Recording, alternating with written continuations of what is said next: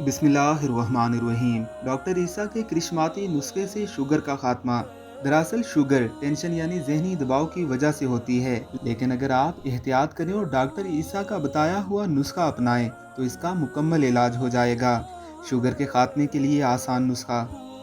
खाने से पहले इस्तेमाल करने के लिए कलवंजी 20 ग्राम, मेथी 20 ग्राम, दालचीनी 20 ग्राम, कड़ी पत्ता 20 ग्राम और बादाम 20 ग्राम। इन तमाम अज्जा को पीस कर इसका पाउडर बना लें।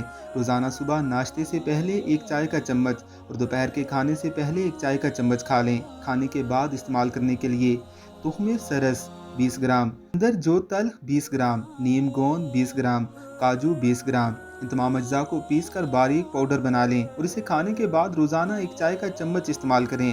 साथ ही सुबह शाम शुगर का टेस्ट भी करें। मीटर करते जाएं कि शुगर पहले कितनी हुआ करती थी और अब कितनी कम होने लगी है। आप खुद ही फ़र्क महसूस कर लेंगे।